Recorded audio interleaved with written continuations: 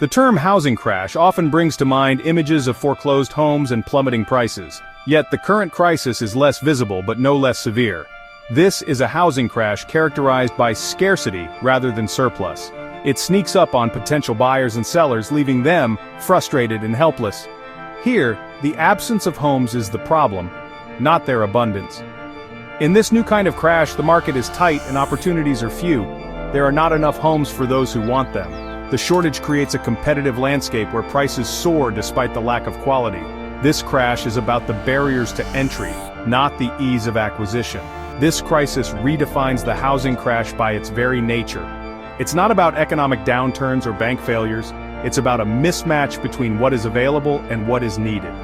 This invisible crash is a silent storm, brewing beneath the surface and affecting millions silently. Understanding this crash requires a shift in perspective. It's about recognizing the symptoms of scarcity, not oversupply. It's about seeing the invisible barriers that prevent the market from functioning as it should. This is the housing crash you were never warned about. The 2008 housing crash is etched in the memories of many. It was a time of financial turmoil and uncertainty. Homes lost value overnight and foreclosures became a common sight. The crash was loud, visible, and left a lasting impact on the economy and people's lives. It was a lesson in the dangers of unchecked lending and speculation. Back then, the problem was an oversupply of homes. Banks were eager to lend, and buyers were willing to take on more debt than they could handle. When the bubble burst, the market was flooded with homes that no one could afford. It was a perfect storm of bad decisions and poor regulation.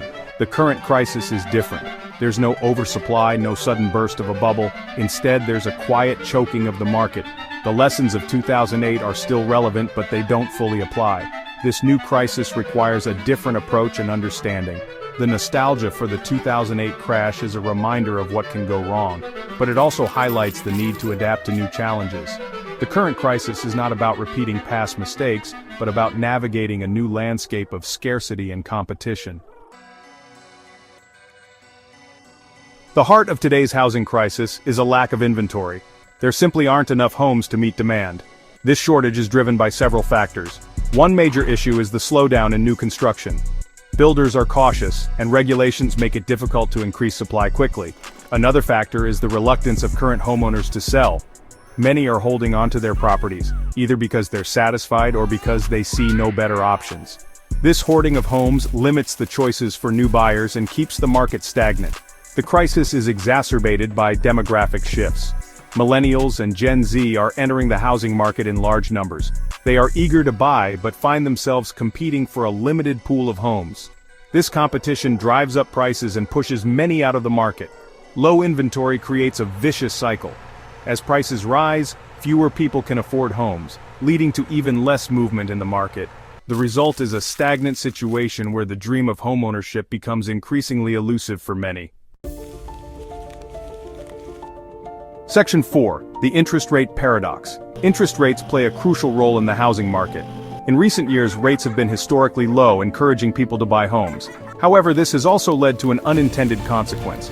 Many homeowners refinanced at low rates and are now reluctant to sell. For these homeowners, selling means losing their favorable interest rates. It means taking on a new mortgage at a higher rate, which is a deterrent. This paradox traps them in their current homes, reducing the supply of available properties. Low interest rates were meant to stimulate the economy. They made borrowing cheaper and homeownership more accessible. But they've also created a situation where people are less likely to move. This stagnation contributes to the low inventory problem. The interest rate paradox is a double-edged sword. It has made buying more appealing but selling less so. It's a factor that continues to shape the market in unexpected ways, further complicating the current crisis. Section 5. The quality and pricing dilemma. The homes that are available often come with their own set of issues. Many are older properties that require significant repairs or renovations. Buyers find themselves faced with the choice of paying high prices for homes that are not in ideal condition. The pricing dilemma is another layer of the crisis. With limited options, buyers are forced to compete, driving up prices even for less desirable homes. This inflationary pressure makes it difficult for first-time buyers to enter the market. For those who do buy, the financial strain doesn't end with the purchase. They face ongoing costs in maintaining and upgrading their homes. The quality of available homes does not match the prices, leading to dissatisfaction and financial stress. This dilemma highlights the gap between what buyers want and what they can afford. It underscores the need for a more balanced market where quality and affordability go hand in hand. Until then, buyers will continue to struggle with the choices they face. Section 6. Generational Consequences and Societal Implications. The impact of this housing crisis is particularly severe for millennials and Gen Z. These generations are entering the housing market later than their predecessors. They face higher prices, fewer options, and greater financial burdens. The dream of homeownership feels increasingly out of reach. This generational divide has broader implications.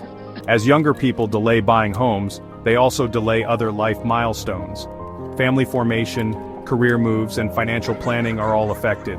The ripple effects of this crisis extend far beyond the housing market. Society as a whole feels the impact. Communities suffer when young people can't afford to live in them. Economic growth slows as people spend more on housing and less on other goods and services. The housing crisis is not just a personal issue, it's a societal challenge.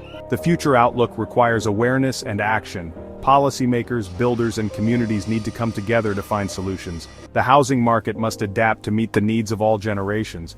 Only then can the invisible crash be transformed into an opportunity for growth and stability.